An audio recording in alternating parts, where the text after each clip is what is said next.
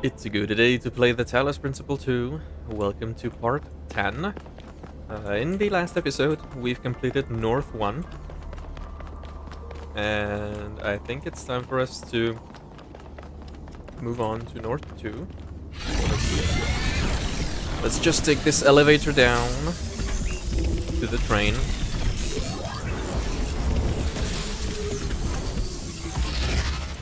And we should be able to board the train and go to the next area. Alright. So yeah, North 2. The only one that is unlocked. The flooded valley, a large valley in the northern region of the island, inundated centuries ago by rising sea levels caused by anthropogenic climate change. Alright. Same as always, 8 puzzles, 2 lost puzzles, 1 lost lab, 2 stars. You're on your way to an island. Yes, another island. Sorry, Melville.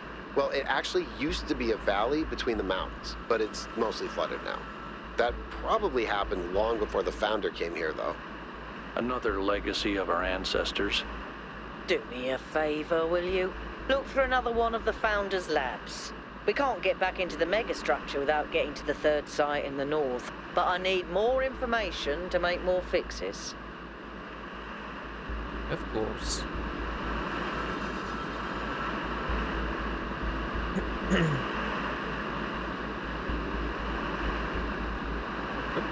Texture problem again. There we go.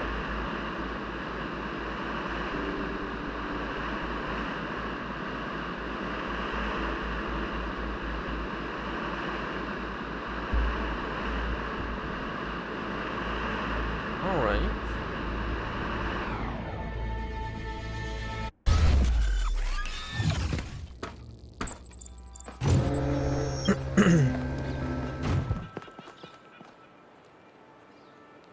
Okay. Well, looks like we have a snowy forest island type of thing. What is this statue telling us? Okay, so there are 3 X's. So I guess we'll have to hit all of them. This will be that. Okay. Well, we have it loaded, so saved. So let's just tackle the puzzles and then we'll explore the rest.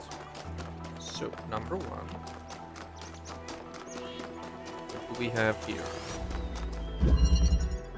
Absorption. Accumulator. Okay, so it accumulates a color that we can then release. Creates a source. Alright. Good to know.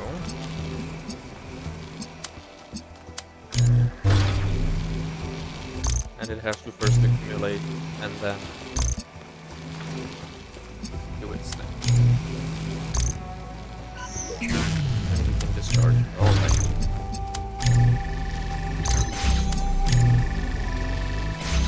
Interesting.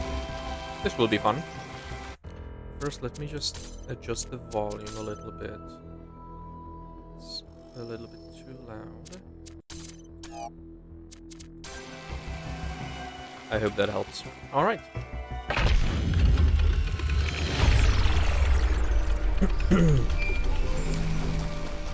Alright, so that's... In the beginning, before we built New Jerusalem, we used to explore just like this.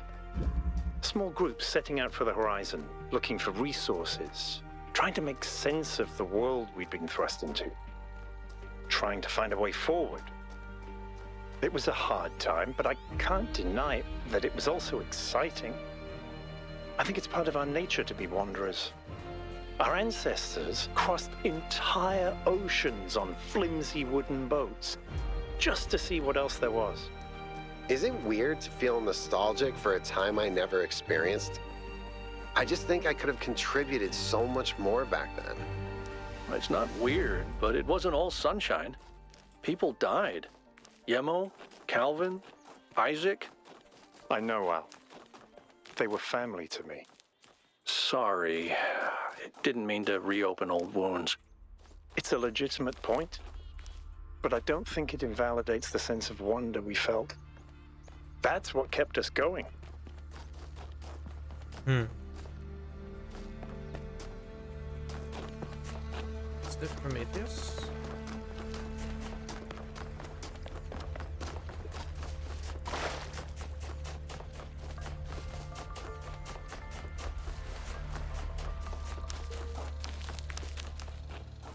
No, it isn't.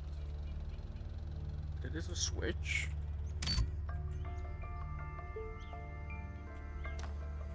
It's probably one of those. Okay, so I guess it's this one. Yeah.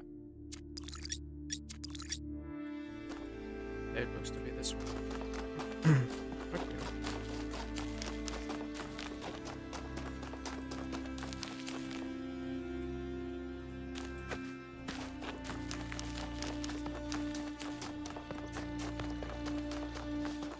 Well, let's do puzzle number 2. There's nothing around it. We're playing with lasers. Triptych.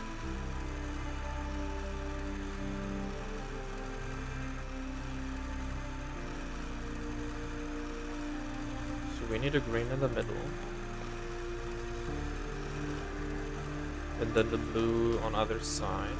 That would not be possible. Why don't we just merge this with a green, and then connect this one with a green and a red. Yeah, there we go. Oh, quite easy.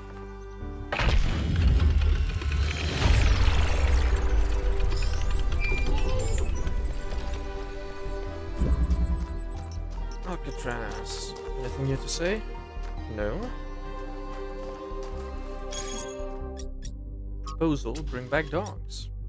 Threat title says it all. We should re-domesticate dogs. Our ancestors loved dogs so much. They insisted they were amazing companions, full of life and love.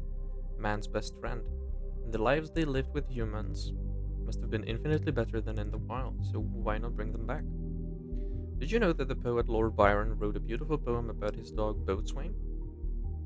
Or Boatsman. He said he had beauty without vanity, strength without insolence, courage without ferocity, and all the virtues of man without his vices. Is that who our Byron named himself after?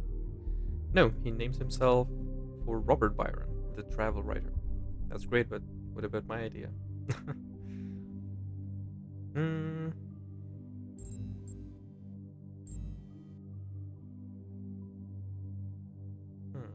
I don't like dogs. I know this might seem controversial, but I am afraid of dogs because one bit me. It's maybe a bit of an irrational fear, but they were a beautiful creation. I think they could be domesticated again.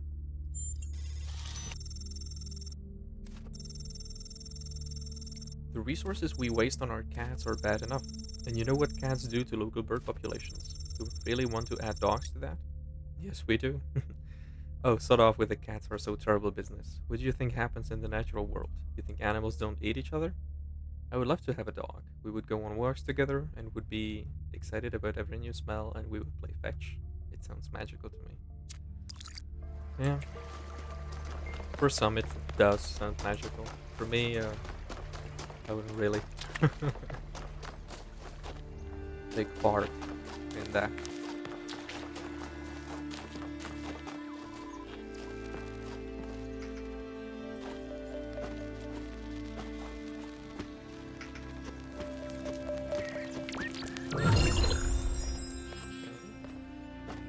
Not a difficult one to get.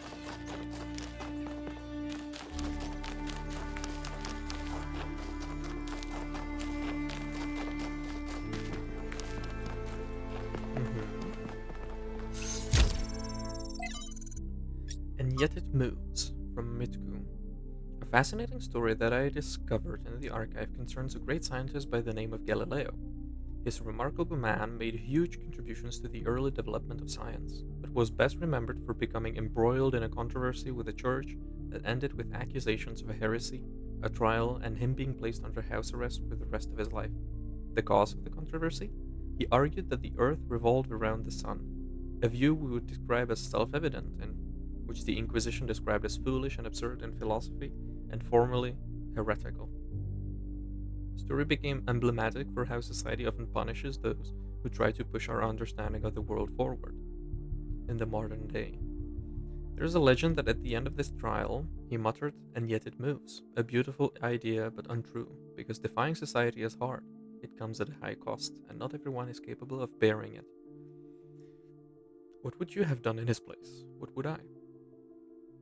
I think I would have tried to stand up for the truth. It's harder than it sounds. Fighting an authority like Elohim is one thing, but when even your friends and allies may renounce you for holding an unacceptable opinion, it takes enormous willpower to continue. But if nobody does it, society gets stuck. Puzzled from Guo. The role of puzzles in the simulation was so important to the creation of our civilization that it has left an indelible imprint. But sometimes I worry that this is an issue. Alexander Drennan thought of human beings as problem solvers, but the real world isn't anything like the simulation. Yes, there are problems to solve, but there isn't a Tetromino waiting to reward you. There's just another problem, and another, and another. Our veneration of the puzzle may be blinding us to the fact that sometimes there isn't a neat solution. Sometimes, life is just a slog and the best you can do is muddle through. Guo. From Aurora to Athena. Dear Athena, have you really left us for good without even saying goodbye? I know we haven't spoken much lately, but isn't that just part of the slow, relaxed lives we now lead? After all those centuries of struggle, trying to build New Jerusalem, I thought we deserved a rest. And if that disappointed you, why didn't you say so? I know you disapprove of all those silly titles they give us now, but we really were your first companions. We know what it was like. I was there when Yemo died. I remember the horror of realizing there was no way of bringing him back, the impossible finality of it, and then the determination to make it make sense, to have it be part of a story that leads to a better world. I never abandoned that, Athena. I just thought that maybe I could spend some time on the things that make life worth living, too. Maybe I lost track, maybe I failed you, I don't know, because you didn't tell me. Aurora.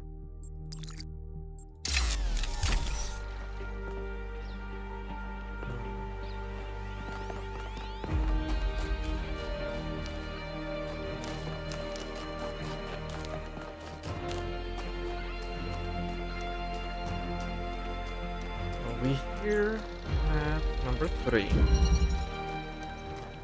Crossing. We have a jammer. This is always on. And always.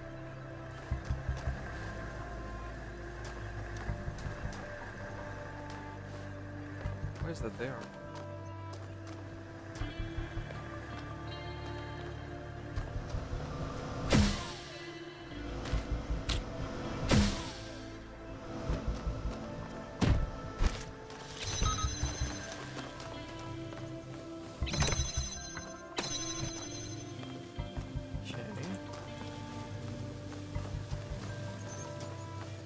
Red heat.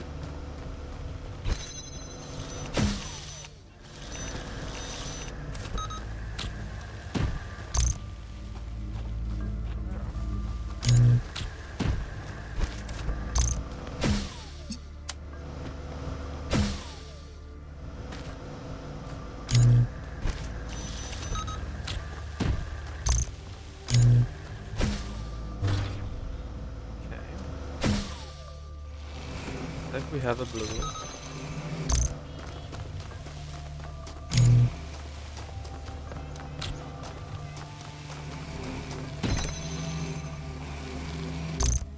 Open up this door. Grab this jammer. Load it with the red signal. Which opens it. Cool. Yeah.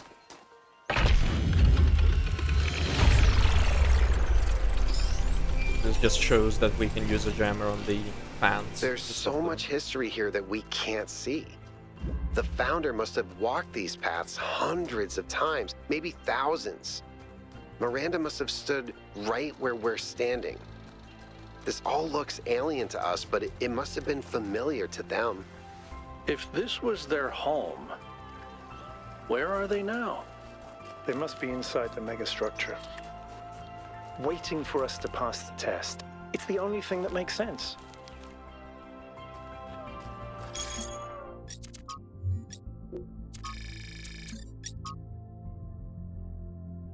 On a big island. It's not gonna be this one, it's gonna be that one we're going to. There should be something here.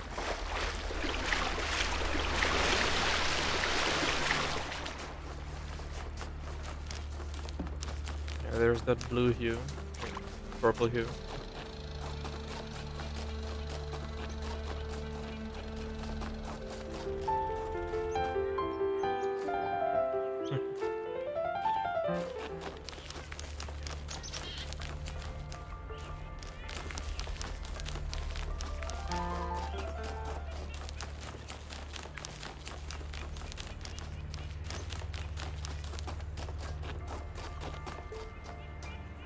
Prometheus is here.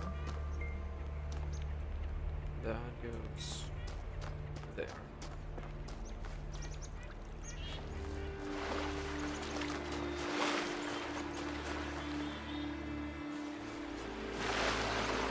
Alright. Guess we'll see that later. Okay, we've done number 3, so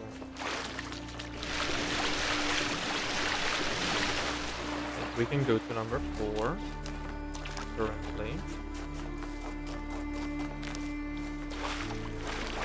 Alcatraz has nothing to say yet, for now.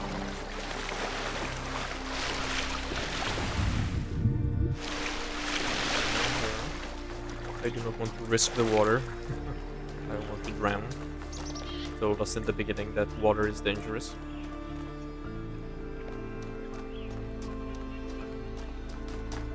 Number 4 is to the left. Okay.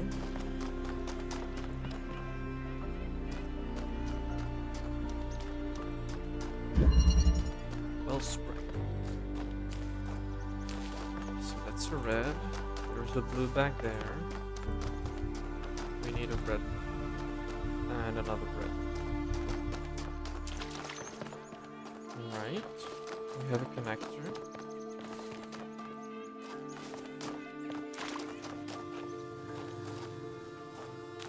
A blue for an accumulator. Through there. Got 2 connectors.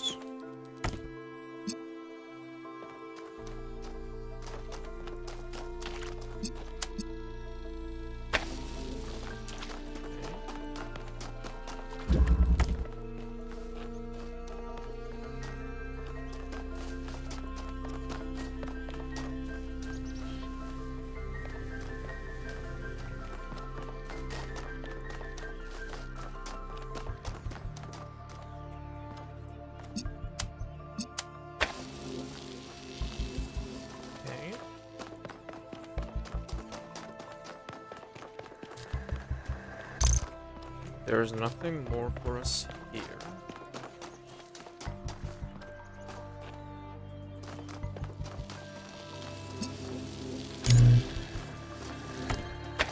We cannot take them out.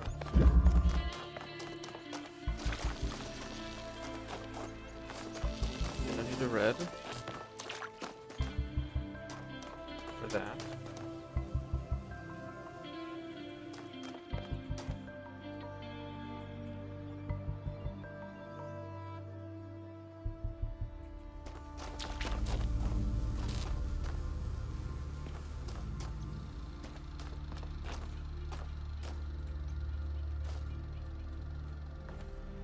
It's gonna have to be here.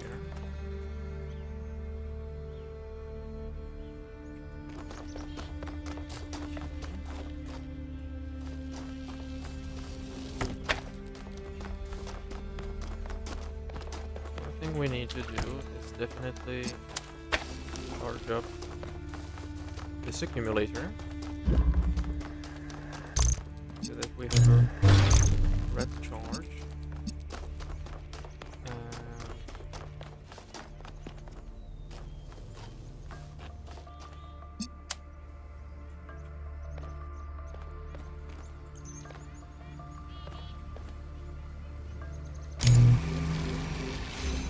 That would be the appropriate placement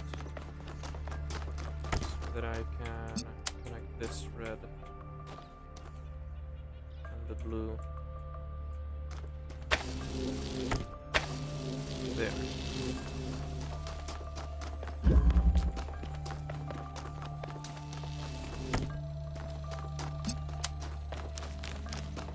So that I can open up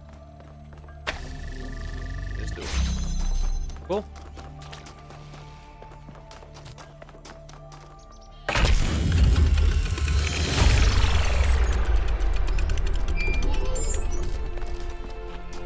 All right.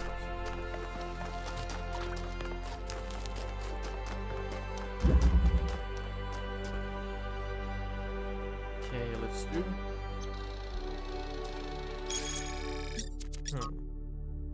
We crossed here.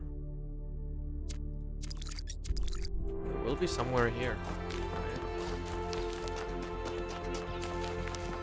This is going to shoot out, and then on the other side of this, there's going to be a lever.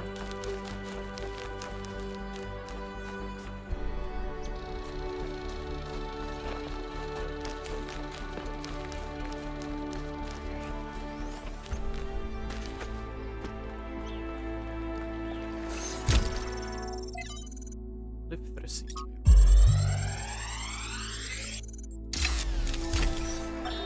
One of the most foolish illusions that commonly persist is that nature is a victim and humanity is a perpetrator.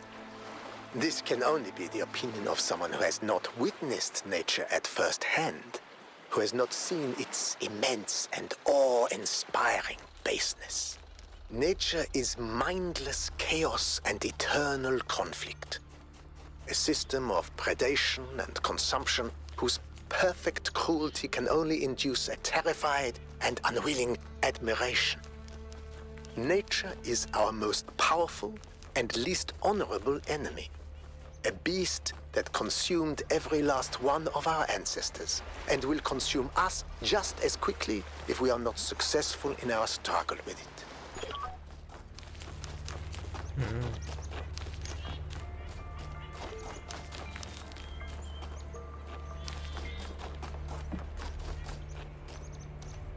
Alright, we have a lost puzzle here. Field of view. FOV. Two accumulators. We have something that changes the polarity.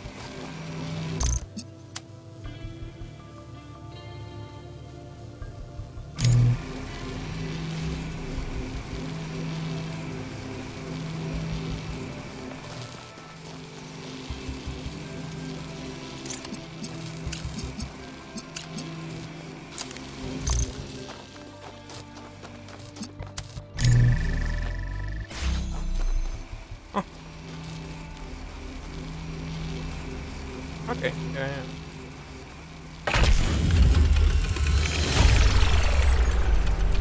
I'm glad to see all those overloads haven't damaged your logic circuits. Cool, so that was a lost puzzle, but we are a bit ahead of us. We should go to number 5. Right now, yeah, this is number 4. So let's continue on the path. This is the path to the lever.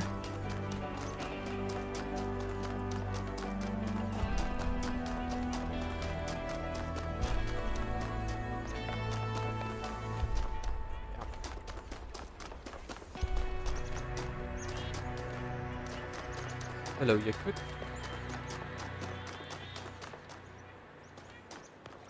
Okay. There's a recording there. You can listen to that once we complete number 5.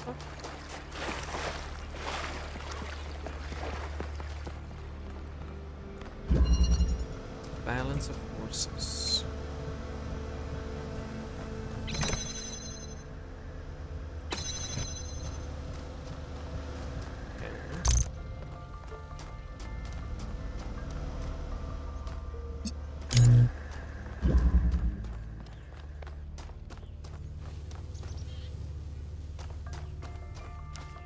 To activate the blue, so we need to get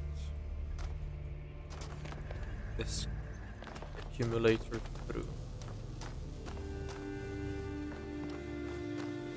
We need to put it on a box to light this.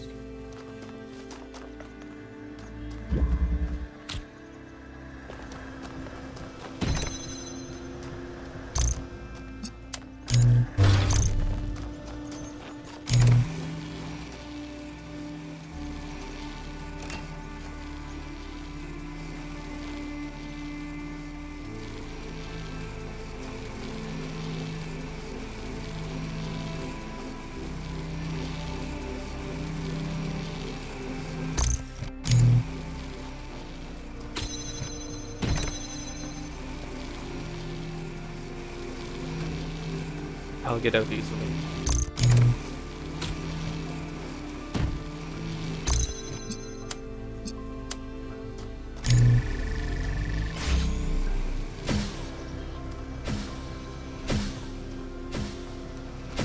Yeah, that wasn't difficult. Kind of disappointed in this one.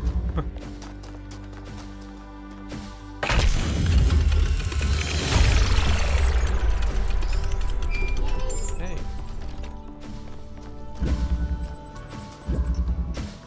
Melville? What is it now? Why did you upload a picture of your hand? Why do you care that my hand is in the picture? Your hand isn't in the picture, it is the picture. I like it. It's very artistic. Let's stay professional, everyone. It's not right to make fun of Melville's comically absurd inability to take decent pictures. She's a hyper-advanced humanoid machine, not a photographer. You'll pay for this, Byron.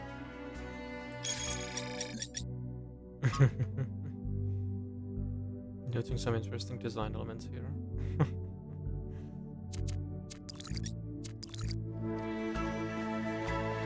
Yeah, let's listen to this recording. Is it possible that on some level, people want to believe that everything's going to get worse?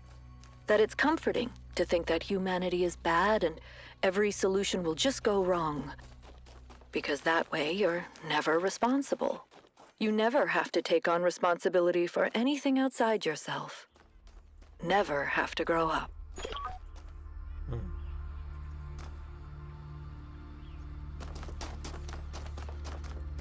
Okay, number 6. Reconnaissance.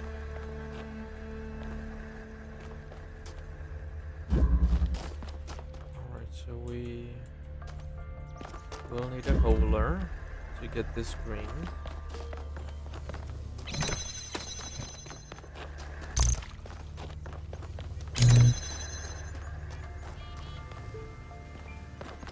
So have a blue to open up this.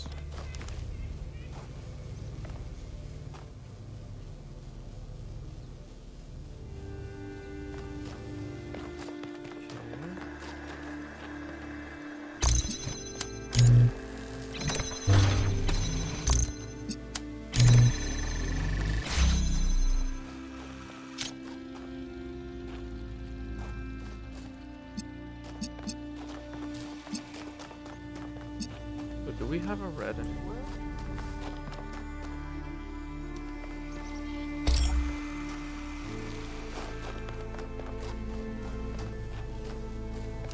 No.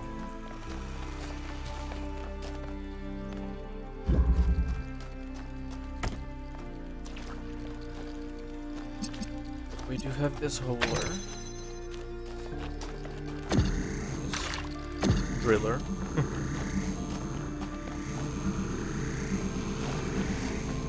Which we can use to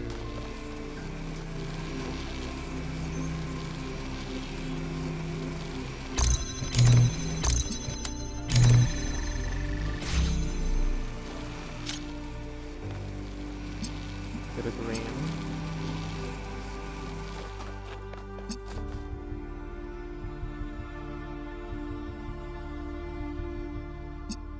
But then we'll need a blue.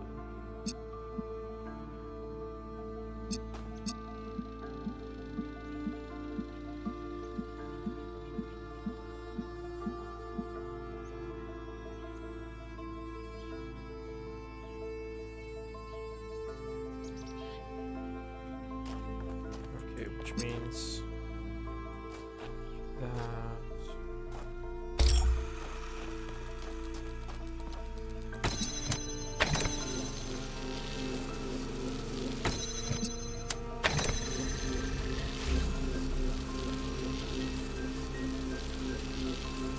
this will take on the blue. And I need it to pass the green. And that through without the driller, which is easy.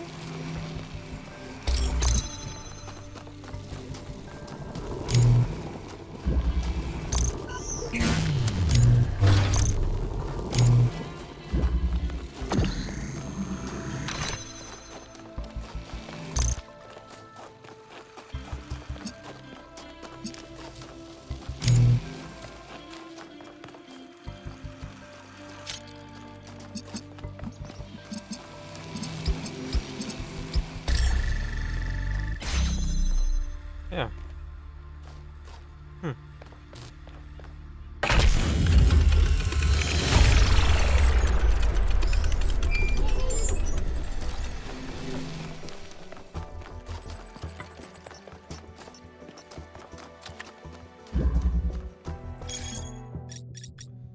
My farming obsession. So I've been playing a ton of this old Gehenna game called Ancient Human Farmer. The title says it all, and it's a sort of simple farming simulator. Maybe not the most sophisticated game, but I'm getting really obsessed with it. And I'm having some sort of emotional response to it that I can't exactly explain. Like it makes me happy but also sad. Does anyone have any idea what this is happening to me? The game appeals to you because of the human need to commune with nature, to live a lifestyle that's not about dominating the world but coexisting with it. You're sad because we can't ever return to being who we used to be thousands of years ago. But happy because it reminds you that at least something similar is still possible for us. Maybe it's because the people of Gehenna, despite their imprisonment, had an innocent view of the world that's permanently lost to us. I think it's actually the opposite of what Ovis is saying. These games are enjoyable because they take us back to a time when we still had agency, when we could build things, grow things, when we could impose our will on the world instead of being completely powerless and inactive. What you crave is the ability to contribute to humanity in real, material ways. And you're sad because just simulating it is not enough. You don't want to farm, you want to be a pioneer, as we humans were born to be. It's just a game, and don't overthink it.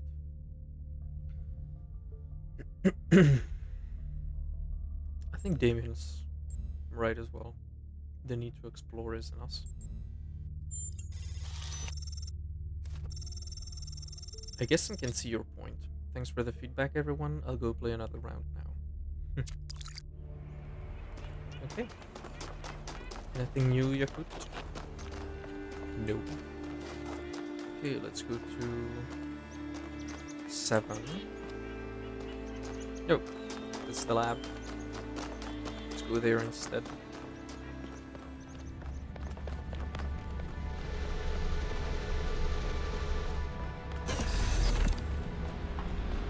What awaits us inside?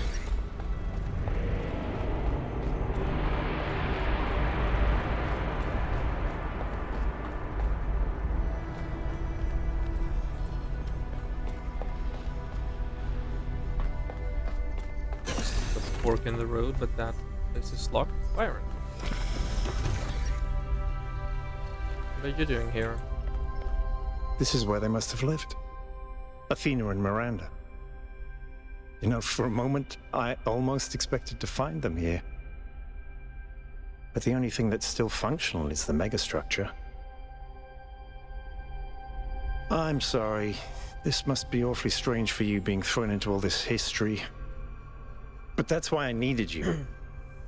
Because you're not burdened with all these memories and conflicts and regrets. Weigh on our minds like a nightmare.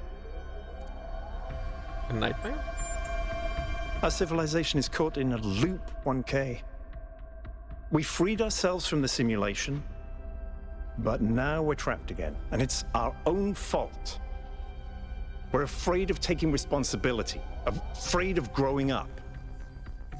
Instead, we make up some capitalized words and build up all these myths around them. Nature, balance, the founder, the goal. We're afraid to face the randomness of the cosmos, but equally afraid to imagine a better world. So we're stuck. I've been trying to find a way out for years. Something, anything, to get people to understand that we do actually have free will. That building a thriving, expanding civilization doesn't have to involve repeating the mistakes of the past. But I failed. Over and over. Why did you fail?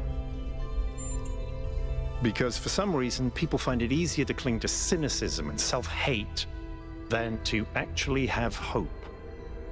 Because believing the worst about ourselves, calling ourselves sinners and fools, somehow still seems wise. And you think that we've discovered here could change? And you think what we've discovered here could change things? Yes. Because this is something unexpected, an anomaly. Everything we found on this island challenges who we have become. It shows us that different answers are possible. And maybe that can break people out of the loop. All we need is a spark. Maybe that's why she made all this, the puzzles, the towers. A way of jolting us out of our complacency. Prometheus with a spark.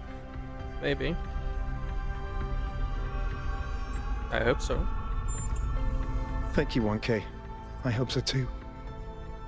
We might be wrong, but let's be optimistic. Now, let's see what else we can find here.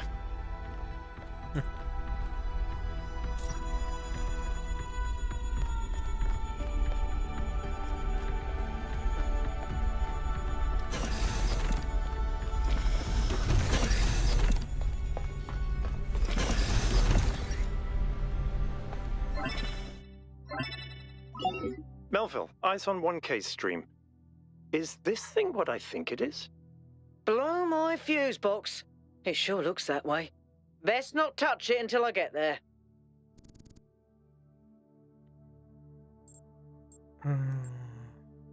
Of course, sound advice, but what is it? I think it's a somnodrome. It's a sort of analytics tool for processing mental data that Melampus dreamed up. But all he ever did was sketch out the theory. As far as I'm aware, he never actually built one. Looks like the founder gave it a go. Can you explain it like I was born yesterday? Well, what we know is that our deeper algorithms are hard to pass. Melampus stipulated that the computational power to interpret them in real time would always be beyond us. But in theory, the somnodrome would interpret that data and loop it directly to our senses. People were hoping to find answers to the big questions by having a conversation with our own subconscious. If you ask me, it's solipsistic at best, and pseudoscience regardless. That may be. But if the founder figured it out, then that device could be an extremely important discovery. Yeah, that would be. We should try it. I would advise against it. You may have survived all those data stream overloads, but interface with that thing and you're liable to get bricked. Not to mention risking the data we could get from it. Alright, let's get the data instead. Sounds like a plan. Melville, I'm shutting this thing down until you can get here. 1K, get on with exploring the rest of the lab.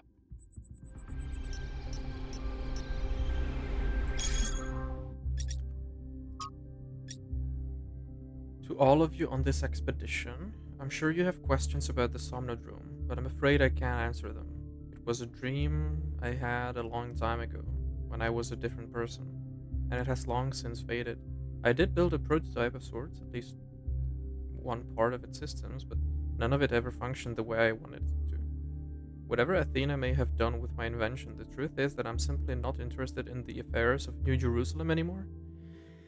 I care as little for Byron's utopianism as I do for Herman's religious pessimism.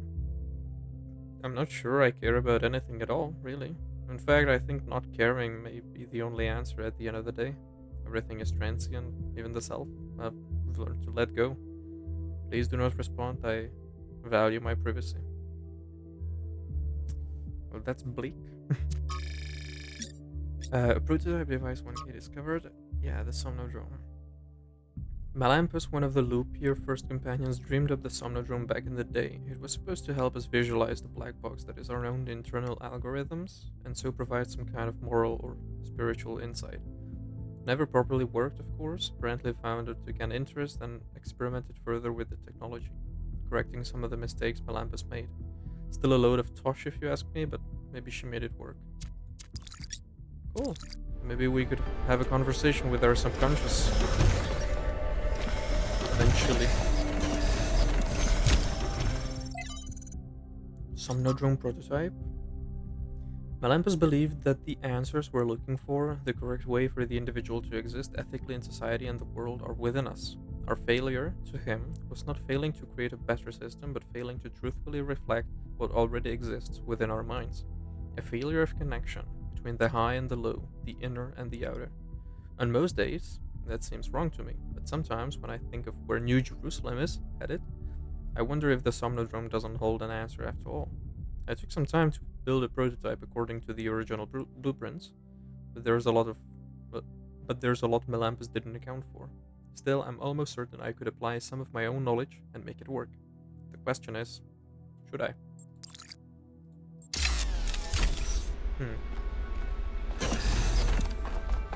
Yeah, we'll see.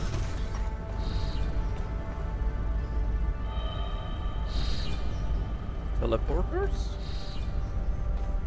Okay. Seems interesting.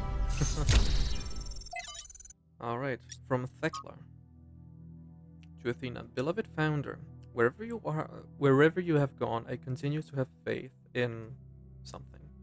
You are our mother, our creator, the chosen of the progenitor. I am certain that this is a test, a trial like the ones you faced in the simulation, and we will learn from your example and keep the faith. Praise your name, Thekla. Noema Project 6, Trials 1310 to 1392. Results confirm the anomaly is consistent. Trials 1393 to 1551. There was no error in trial 108. The error is in our understanding. And trials 1552 to 1701. It's all redacted. We need to start over.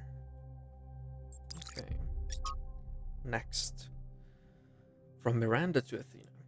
I went ahead and ran the next set of trials anyway. I knew you said to wait, but the data we got from the last batch was just too amazing. Every step leads to the next, like a progression of musical notes. We're so close. Miranda. And Noema Design 5358. I'm beginning to think that that's Athena. Noema Design Athena C or something. Overloaded.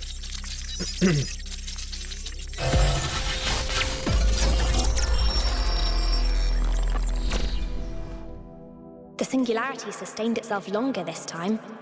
Did we get the data? We did. I think we just obsoleted quantum physics. Maybe. Let's not get ahead of ourselves. We need to be able to replicate these results. You know, I've been wondering. You told me that in the simulation, one thing that kept you motivated was looking for answers. Do you think that with the work we're doing, we'll ever run out of questions to ask? I don't think so. Trying to understand the universe means asking the same question over and over. How? How do you make fire? How do earthquakes happen? How does gravity work?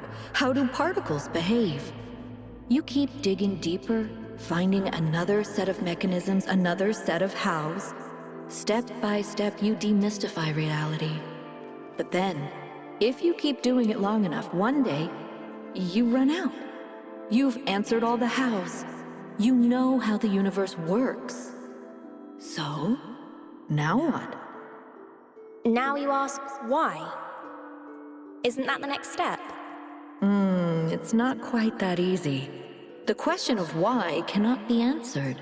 Even if it could, it would only be followed by another why. At some point, you have to accept that it all just exists. But there is another set of questions. What's next? You've stripped away the layers of mystery, you've laid bare the machinery. Now you have to start building, to add your own layers of meaning.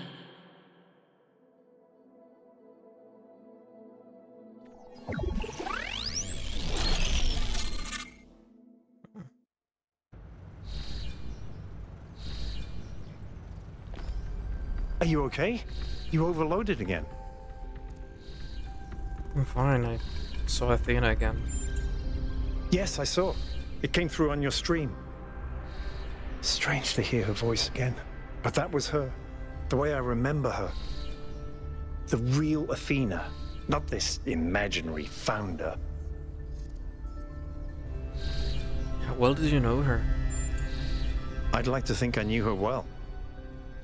There was just a handful of us in those days. Small family in the ruins of a dead civilization. It was hard. Harder than anyone else can possibly imagine. We had nothing except what Alexandra Drennan and the Institute had left us. Now that everyone lives in civilization, they don't understand how necessary it was for us to build that civilization. They can fantasize about living in balance, limiting growth, retreating behind our walls. They don't understand what it really means to live in the wilderness. How close we came to not making it. How many people we lost. Yema was just the first. But Athena understood. She believed in humanity. She believed in us. In the inherent value of consciousness. Her dreams were so much bigger. She wanted us to reclaim the Earth, to reach for the stars, to build and grow and learn.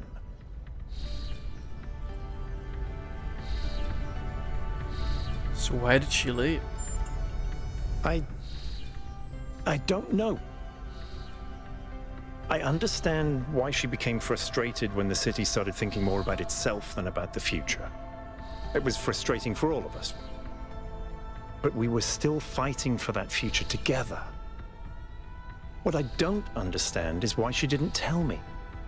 If she came here to do all this, why didn't she bring me along?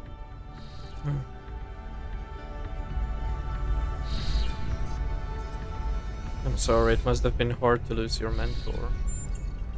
It was. But maybe I was wrong, and she isn't as lost as I thought she was. If this is all the test, maybe the answer is waiting for us in the megastructure. Speaking of which, let's get back to exploring.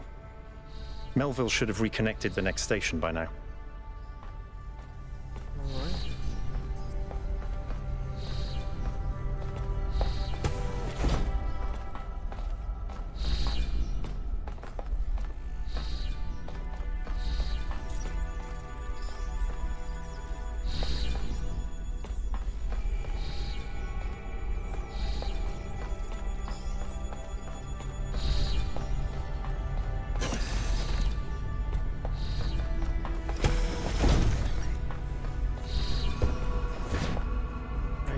That's full circle.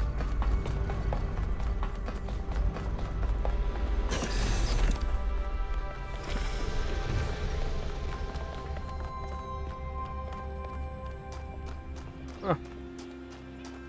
There we break. Alright then. We did 6. Let's do 7.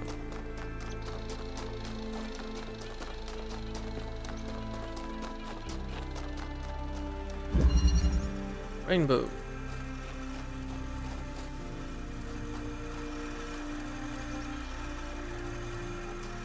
Okay, so red has to be in the middle.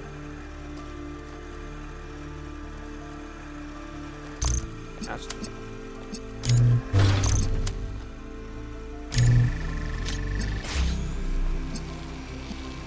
Then we'll have red and blue.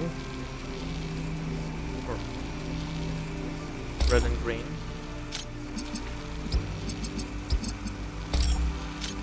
This green will be created by this blue and red.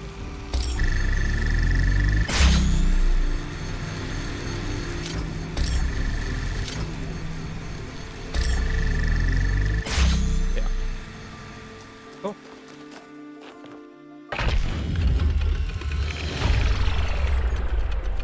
An excellent solution.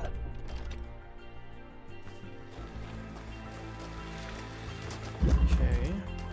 So that was 7. Let's do 8.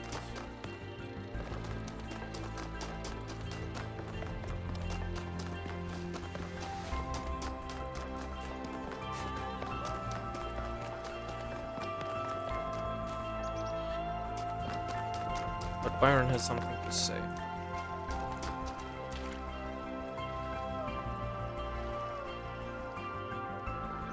Hey there, 1K. Hello. What if Athena left the island long ago? Then at least we may be able to find out what happened in New Jerusalem, why she came here. But I don't think she left the island. I think she's still here, waiting for us to make the right choices.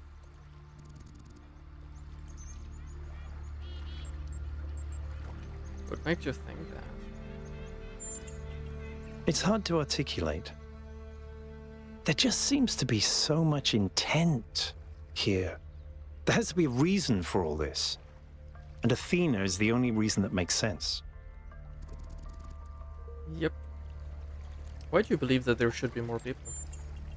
I think every single human being is completely unique, and every instance of consciousness is a miracle. Mm-hmm. The more of us there are, the more alive the universe is. And the more we all interact with each other, the more complex the life of the universe becomes. So I believe that people are a fundamental good. I don't believe we're all flawless, but I think every one of us matters precisely because nothing else does. Do you think the answers we seek exist within ourselves? Look, self-reflection is important, but only thinking about yourself, your inner identity, becomes narcissistic. You exist, whether you like it or not, in a dialectical relationship with the world. Identity has no meaning without society, and society has no meaning without the individual. It's in that tension that we really come into being. Yeah. Do you think the megastructure technology could be misused? Could be? Yes, of course. All technology has the potential to be misused, from fire and the wheel to whatever makes these particle clouds. But that doesn't mean it has to be. Yeah, exactly my point. Only a joke. Okay. How many robots does it take to change a light bulb? I don't know. How many? Replacing a light bulb is a waste of resources, and the founder would be outraged. That's terrible. You know, Herman had the same reaction. Does your faith in humanity ever waver? In the principle of it, no. It's not just that I believe humanity is fundamentally good, although I do. It's that I think sentience is the foundation of everything else. What's the point of stars and galaxies, of hills and forests, without someone to perceive them? Yeah. But my faith that we can actually grow up, that we can break out of these loops and take control of our destiny, that's something I struggle with every single day. How did Mayor Hermanubis get elected? Herman? Honestly, I think he makes people feel safe. The world beyond our walls is frightening. Human history is full of failures and disasters. It's easy to look at that and recoil.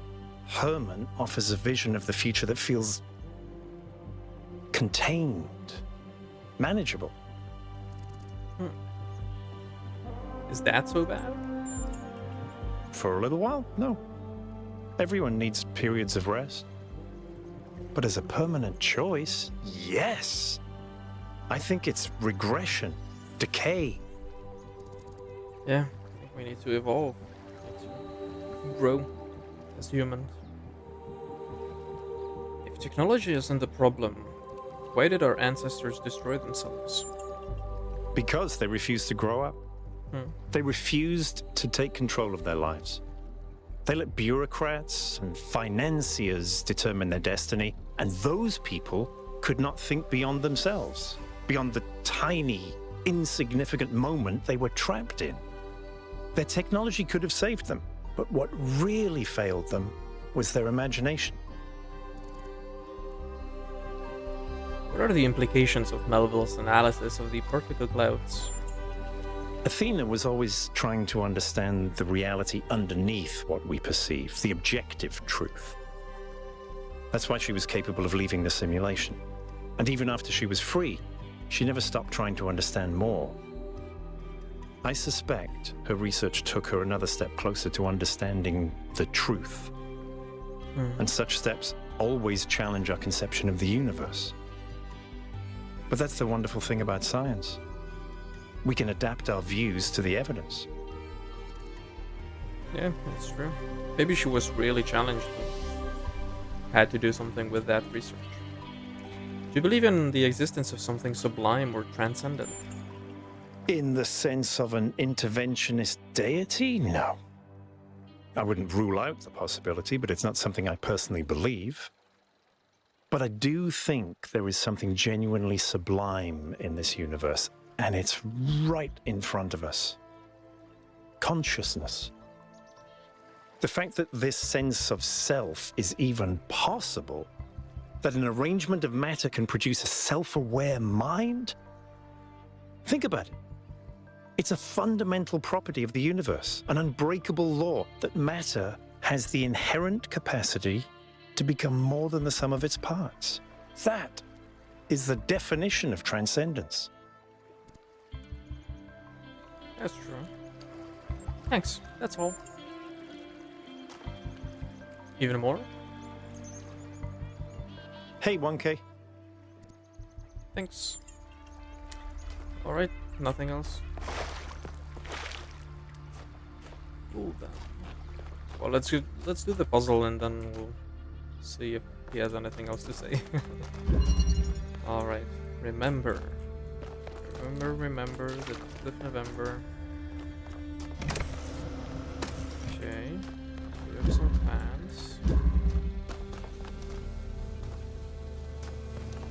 Survey. We'll need to charge up a red.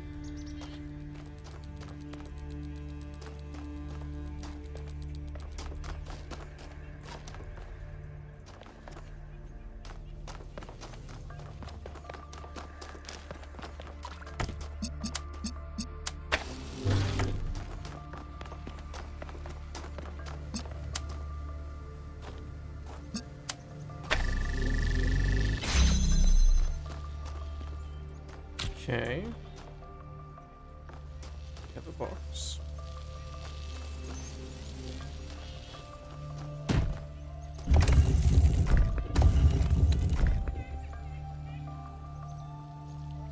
Interesting. We will need the accumulator on a box.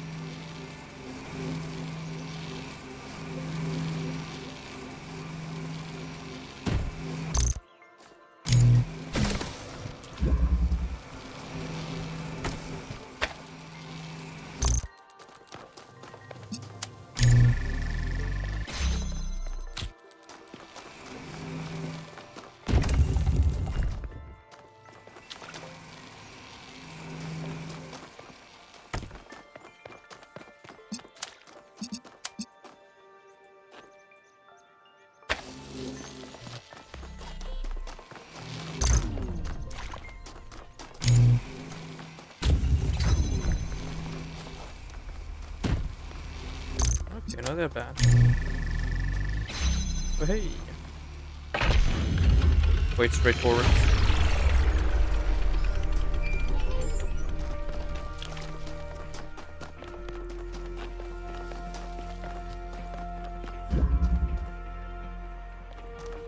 Alright, so that's 8. We still have 1 question mark. 2 question marks. Yeah, that's the puzzle. No, that's 7.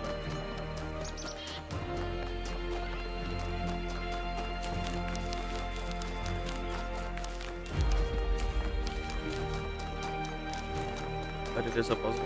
Okay.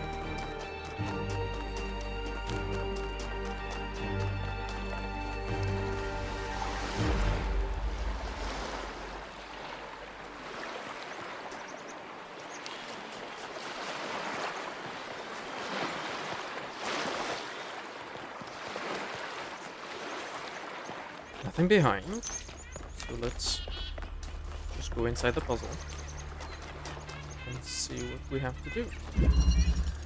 Lateral inhibition. Okay. This will activate, it will open the door. And we'll need a thing to weigh it down.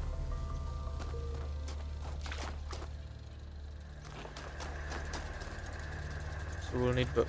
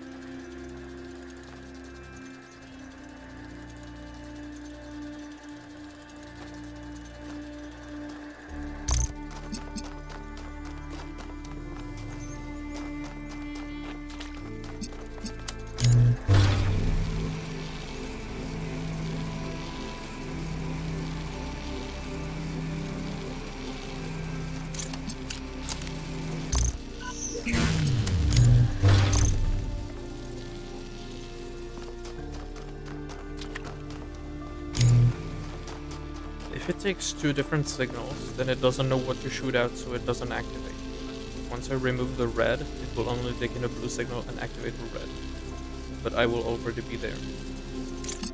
Which means if I get this, it's connected, but it will activate only when I take this away. Cool.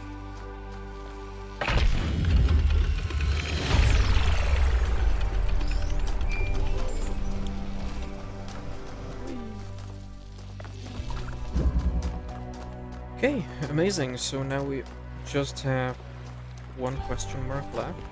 That's all the way down there. And then we have the Promethean star. And then the Sphinx, where we need to activate one more thing. But that was on a small island to the right of this. Yakut.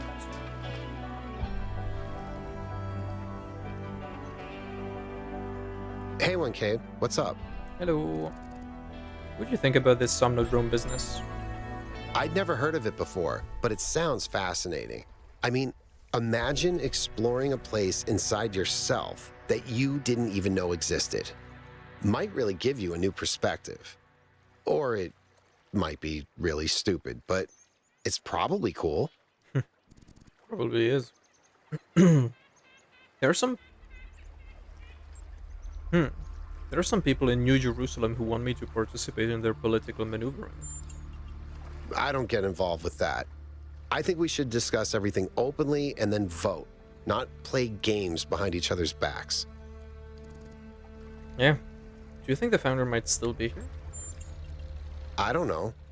It all looks pretty abandoned to me. But maybe it is all a test.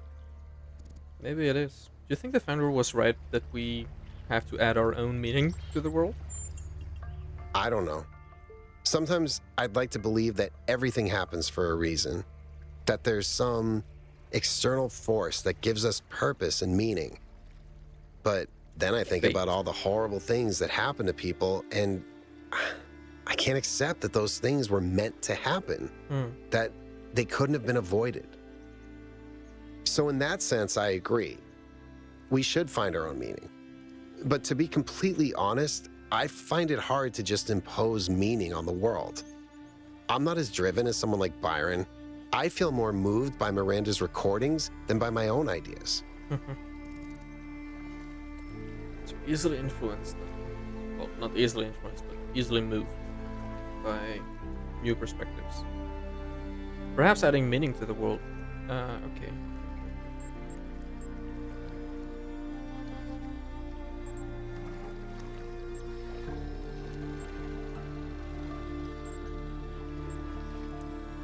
Perhaps you need to think about what your own passions are. It's not that I don't have passions, 1K. I do, but they're not enough. At the end of the day, it's all just me.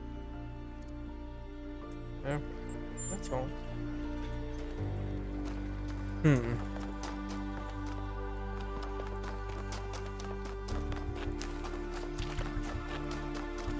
Alright.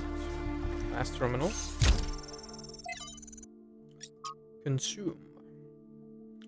Vox Pop number 9 from an interview with a protester outside the Institute for Applied Pneumatics. So why did you join this protest? Artificial intelligence is inherently dangerous to this planet's ecosystem. Defending that ecosystem is our responsibility. In which way is artificial intelligence dangerous? I'm not some paranoid idiot imagining Skynet taking over the world, alright? That's science fiction. But what we're talking about here is an artificial intelligence without any of the attachment we have to the natural world. It is not capable of distinguishing between, say, an ore and a tree. Everything's just a resource to it. People like Sarabai or Drennan talk about ethics and philosophy, but they all embrace the same extractivist ethos that has brought us to the brink of disaster. Their intelligent being would try to optimize the world in its image, and in so doing, consume it. When redacted, but so far, They're saying it's all theoretical. The atom bomb was theoretical at first too. When something is there, someone's going to use it. Why couldn't they imagine that we might care about the world? I don't know. Maybe because they were too used to no one else caring. Founding. Hypatia. Day 200. Construction on our new home is coming along nicely. We finished 2 new buildings last week, and this week we started on our new lodgings. Athena and Cornelius have plans to erect a tower in the middle of the settlement which will serve as our administrative center and main heliport. But right now, that's still a long way off, decades at the least. It's hard to imagine that one day we'll be able to erect structures like that there will be enough of us to need that much space. But then I look at the dam and I remind myself our ancestors built that with their short lifespans and soft flesh and bone bodies, and then I think that there's really no limit to what we can achieve, given enough time, patience, and the capacity to dream. And then Trevor. Strap in, this is a long one. You may have heard the story of the carpenter who died to redeem humanity's sins. It's a powerful story, bittersweet, very human, and I just want to tell you that it's true. He was a real person, and his name was John. John Carpenter. He was born in the year 1948, and he was the coolest filmmaker to ever walk the earth. From Halloween to The Thing to They Live, the totally underrated In the Mouth of Madness, mind you, he just made classic after classic. All of his movies, really fun, really atmospheric, but also really smart. Even when they were goofy, most directors would kill to have made just one of those movies. And what did he get for it? A big, fat truckload of nothing. Well, less than nothing. The studios, the critics, even the fans, they hated him. The Thing, okay, for example, which is about as perfect a movie as you can make, completely torn to shreds. And his career never really recovered. Every movie after that was a struggle, and after a while, he just got tired of it and quit. He only really came back to movies in his 70s. How many works of genius did we never get because of that? Look, I have a point here. People like Carpenter, people like Alex, they're not always appreciated in their own time. If you just do what's popular, you might never create anything important. Of course, we admire people who did the right thing, who didn't conform, but we only ever admire them after the fact. What matters is to support people when it's difficult. Yeah. Alright, Melville, anything to say? I've been wondering, what made our ancestors settle in these god-forsaken places? It can't have been easy with those frail, squishy bodies of theirs. What makes a caveman go, yes, this frozen hellscape is where I want to live out my days? You think Byron was right? Is it in our nature to be wanderers?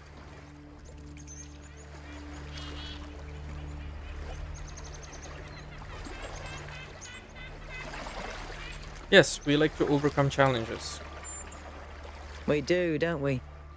A species of problem solvers, like Drennan said. That must be why I sometimes find myself imagining building new cities.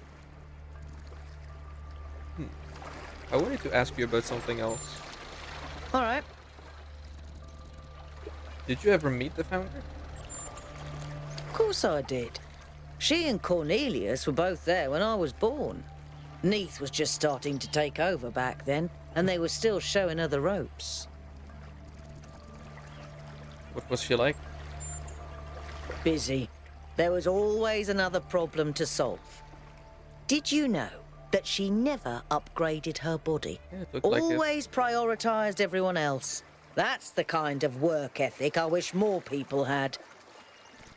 In the visions, we saw that her legs, they had like the claw design, so it was like the old version, I guess.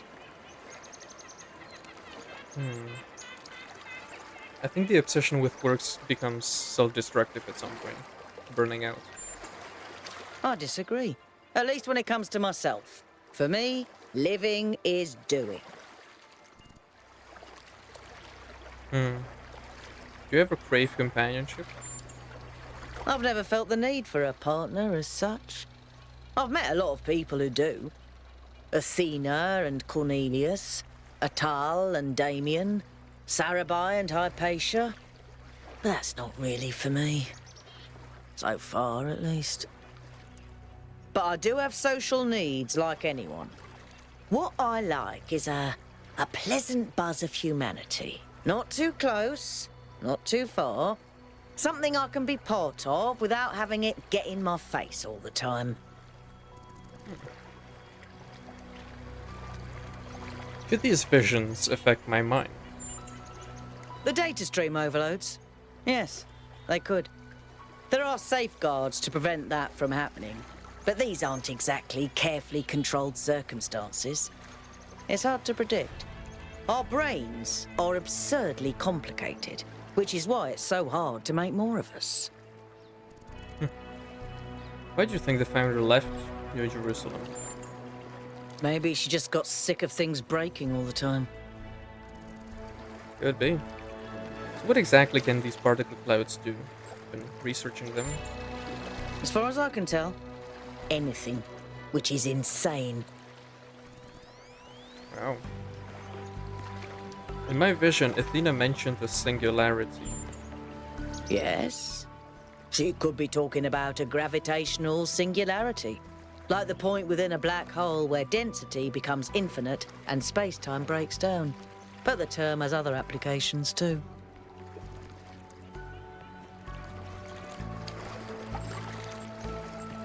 Fascinating. They must have been doing some incredibly advanced experiments. You're right. It is fascinating. You know, our ancestors went to incredible lengths to try and understand reality. They built super colliders and sent telescopes into space to find traces of the Big Bang. I guess the founder was walking in their footsteps. How do you feel about Mayor Herman's policies? I used to think it was the only safe way forward. Keep things simple and under control. Now I'm not so sure that ever made sense. What do you think about Miranda? She's so innocent and full of wonder, it should make me want to retch, metaphorically speaking. But I'll admit, she's sort of charming. Cute. Yeah. You should get back to work. The cute thinks she's charming as well.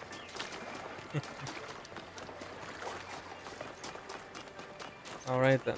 We still have 2 stars to do.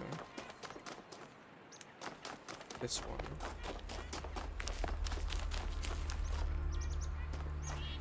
And then there's Prometheus. With the 2nd star, we have to find the moat.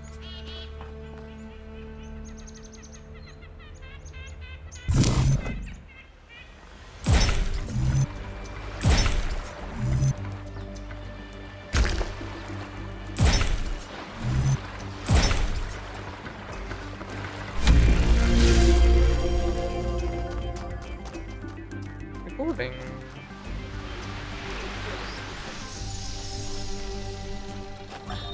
Sometimes it seems the only choices we have are renouncing civilization or mindless expansion. But that's not the only path forward. Embracing deliberate control over nature doesn't have to mean destruction. We are a species of artists and artisans, blessed with the ability to transform the raw material of the cosmos into new and better shapes. Shapes that have meaning. With our technology, we can take this chaotic world, so full of suffering, and turn it into a work of art.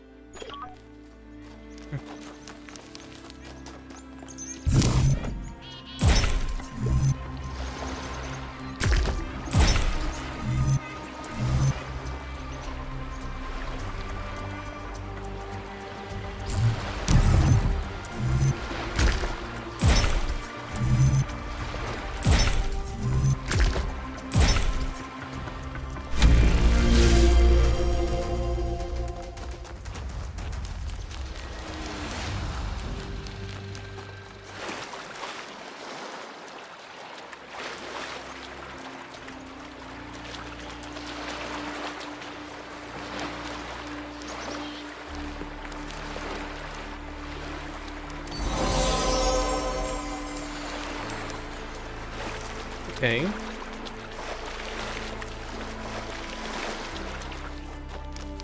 So we got the star. And then let's go back to Prometheus and find the moat.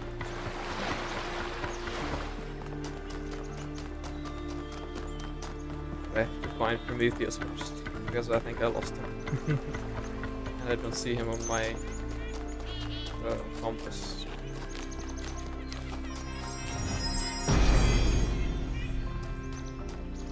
None may know what came first, error or sin, and yet every choice depends on it.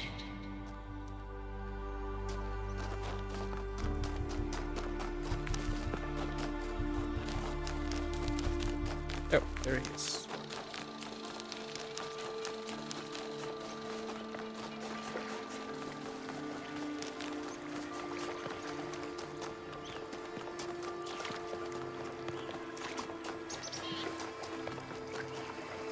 Okay, friends. Anything new? Everything okay? The founder talked about transforming the world into a work of art. Assuming what we heard really is the founder, I think the world is already a work of art. Yeah. We don't need to improve it. Do you think finding a functional somnodrome would be interesting? Sure. I think there's plenty inside each of us to explore, and it might give us a new perspective. Will it really answer all the big questions? I don't know, but it might help. It could fasten the process, the progress, quicken the process. Alrighty then. Let's go to the statue and see where it points us to. I'm not quite sure what to make of the direction.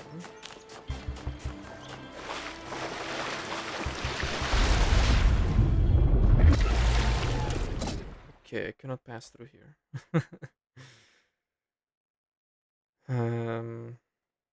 So that's the first death, I could say. You could say. In the whole series. Okay, takes us back here. Well,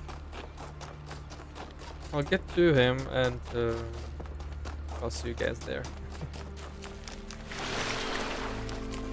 There we go. I crossed it, so let's see where it takes us. Okay, it takes us roughly in this direction.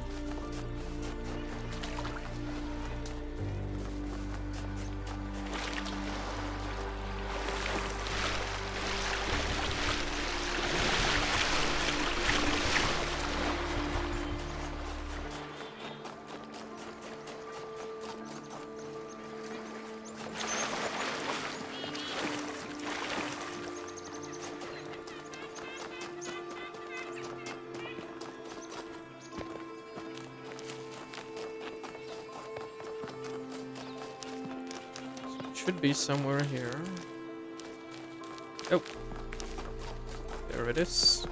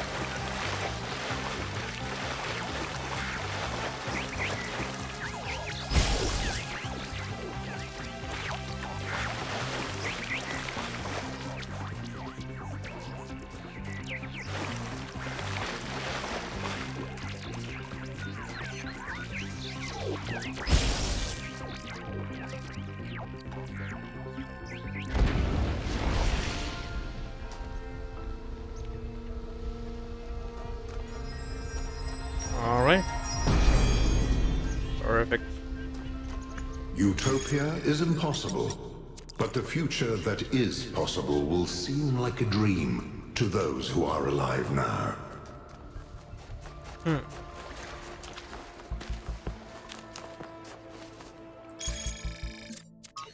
Alright. But yeah, that is everything. So let's go.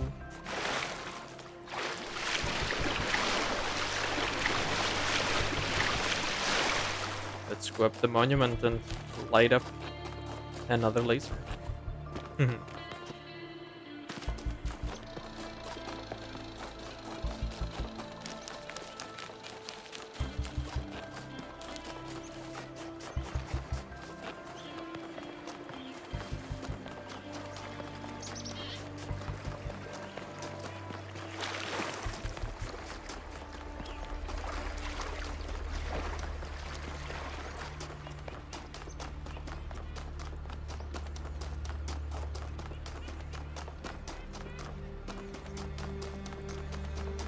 The bridge is already formed, so the only thing left for us to do is just to cross it and go up the elevator.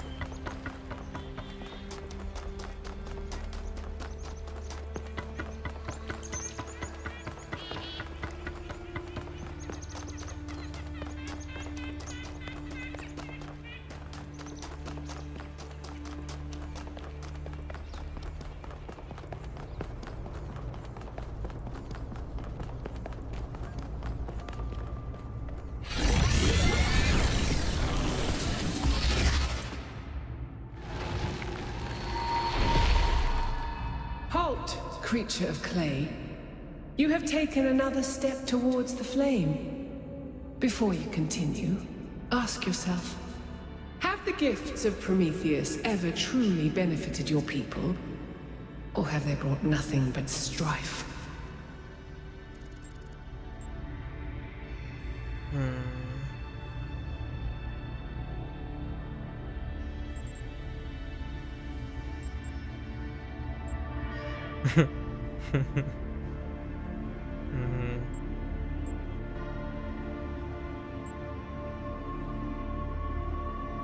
Without his gifts, we would no longer even exist.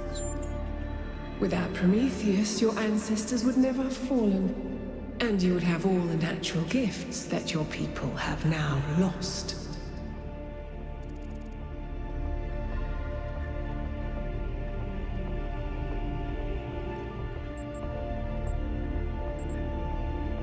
We have gained as much as we have lost. And yet you may lose everything before the end. Consider this as you continue your quest. And gain everything.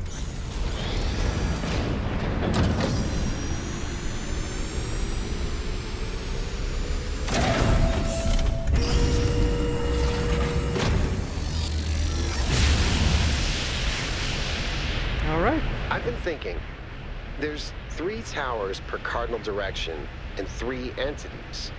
You'd think it would be symmetrically arranged. 1 tower per entity, right? But we haven't seen Prometheus at all. We're built to find patterns. Maybe we're trying to find patterns where there aren't any.